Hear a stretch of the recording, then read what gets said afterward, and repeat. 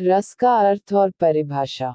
रस का शाब्दिक अर्थ है आनंद। काव्य को पढ़ने और सुनने से जिस आनंद की अनुभूति होती है उसे रस कहा जाता है। रस को काव्य की आत्मा माना जाता है। काव्य को पढ़ने अथवा सुनने तथा दृश्यका के देखने और सुनने में जो अलौकिक आनंद प्राप्त होता है वही काव्य में रस कहलाता है। रश्मि जिस भाव की अनुभूति होती है वह रस का स्थायी भाव होता है।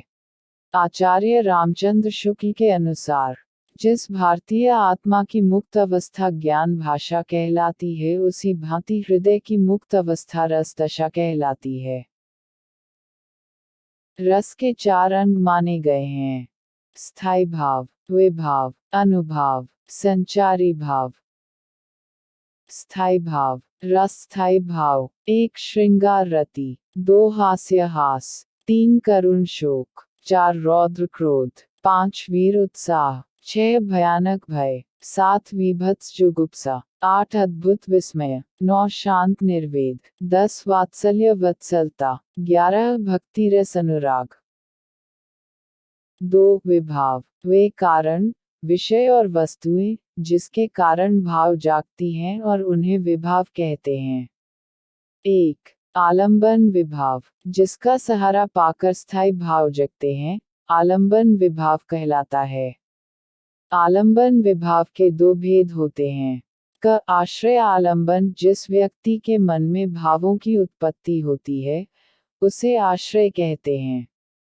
क विषय आलंबन, जिस चीज के लिए मन में भावों की उत्पत्ति होती है उसे विषय कहते हैं। 2 उद्दीपन विभाव, जिन वस्तुओं या परिस्थितियों को देखकर स्थायी भाव उद्दीप्त होने लगता है उद्दीपन विभाव कहलाता है। जैसे चांदनी, कोकिल कूजन, एकांत स्थल, रमणीक उद्यान आदि। 3 अनुभाव। वे गुण और क्रियाएं जिनसे रस का बोध हो, जैसे चुटकुला सुनकर हंस पड़ना, तालियां बजाना। 4 संचारी या व्यभिचारी भाव। ये भाव पानी के बुलबुलों के समान उठते और विलीन हो जाने वाले भाव होते हैं। इनकी कुल संख्या 33 है। रस के भेद। 1 श्रृंगार रस, नायक नायिका के सौंदर्य तथा प्रेम संबंधी वर्णन को श्रृंगार रस कहते हैं। श्रृंगार रस को रसराज या रसप्ती कहा गया है। इसका स्थायी भाव रति होता है। उदाहरण: बतरस लालच लाल की, मुरलीधरी लुकाय। सौन कर भौहनी हंसे, दैन कहे नहीं जाए। कहत नाटत, रीझ, खिझत, मिलत, खिलत, लजियात। भरे भौन में करत हैं नैनन ही सो बात। 2 हास्य रस। हास्य रस का स्थायी भाव हास है। इसके अंतर्गत वेशभूषा, वाणी आदि की विकृति को देखकर मन में जो प्रसन्नता का भाव उत्पन्न होता है उससे हास की उत्पत्ति होती है, इसे ही हास्य रस कहते हैं। उदाहरण: बुरे समय को देखकर गंजे तू क्यों रोय, किसी भी हालत में तेरा बाल न बांका होए। निकसी उही गेल हुते जहां मोहन, लीनी उतारी तबई चल के। पतुकी धरी श्याम खिसाया रहे, उत्ग्वारी हंसी मुख आंचल के। 3 रौद्र रस। इसका स्थायी भाव क्रोध होता है।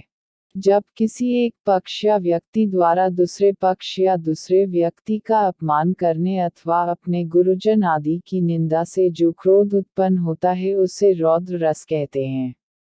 उदाहरण: रे नृप बालक कालबस बोलत तेहि न संभार, धनु ही सम त्रिपुरा। श्री कृष्ण के सुन वचन अर्जुन क्षोभ से जलने लगे।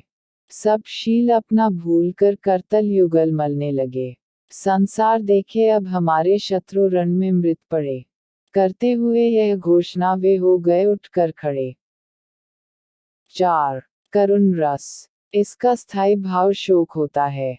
इस रस में किसी अपने का विनाश या अपने का वियोग, द्रव्यनाश एवं प्रेमी से सदैव विछुड़ जाने या दूर चले जाने से जो डैख या वेदना उत्पन्न होती है उसे करुण रस कहते हैं।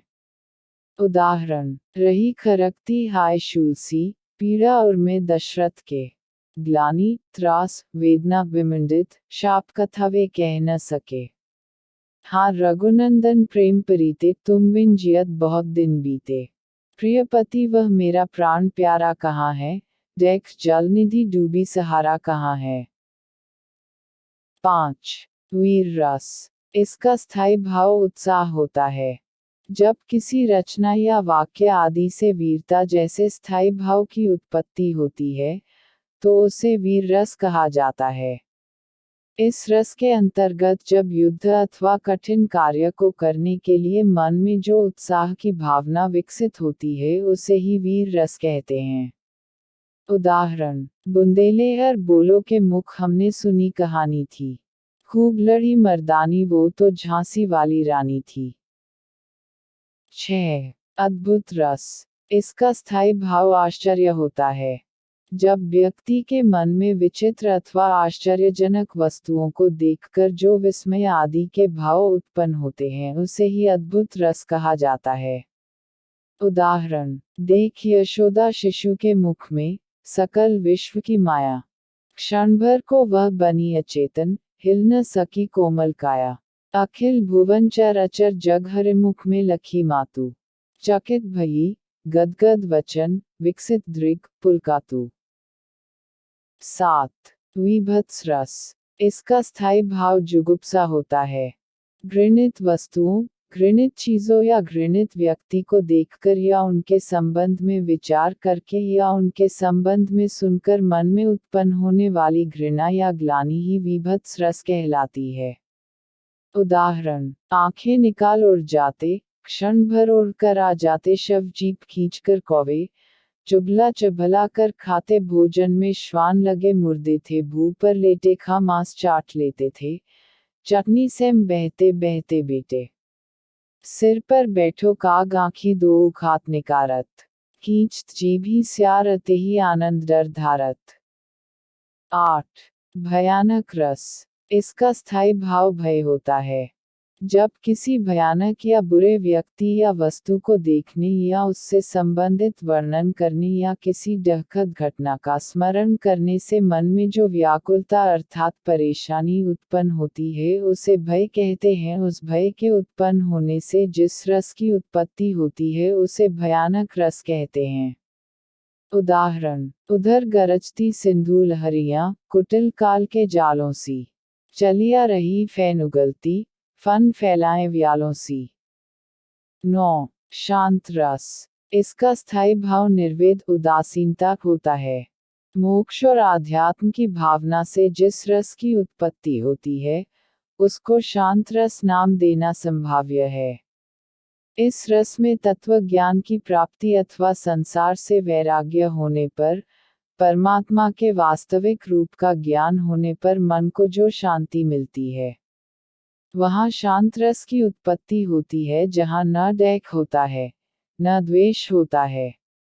उदाहरण, जब मैं था तब हरी नाही अब हरी है मैं नाही सब अंधियारा मिट गया जब दीपक देखा माही। बुद्ध का संसार त्याग। क्या भाग रहा हूँ भार देख, तू मेरी ओर निहार देख, मैं त्याग चला निस्सार देख। 10. वात्सल्य रस। इसका स्थायी भाव वात्सल्यता अनुराग होता है। माता का पुत्र के प्रति प्रेम, बड़ों का बच्चों के प्रति प्रेम, गुरुओं का शिष्य के प्रति प्रेम, बड़े भाई का छोटे भाई के प्रति प्रेम आदि का भाव स्नेह कहलाता है। यही स्नेह का भाव परिपुष्ट होकर वात्सल्य रस कहलाता है। उदाहरण, बाल दशा सुख निरखी जसोदा, पुनि पुनि नंद बुलवाती अंचरा तरले ढाकी सूर, प्रभु को दूध पियावती। मैया कबहू बधेगी चोटी, कितनी बार मुही दूध पियत भई यह अजहू है छोटी। 11. भक्ति रस। इसका स्थायी भाव देवरति है। इस रस में ईश्वर की अनुरक्ति और अनुराग का वर्णन होता है अर्थात इस रस में ईश्वर के प्रति प्रेम का वर्णन किया जाता है। उदाहरण, सुवन जल सिंची सिंची प्रेम बैली बोई मीरा की लगन लागी, होनी हो सो होई। पायो जी महे तो राम रतन धन पायो, वस्तु अमोलक दी मेरे सतगुरु, करी कृपा अपनायो।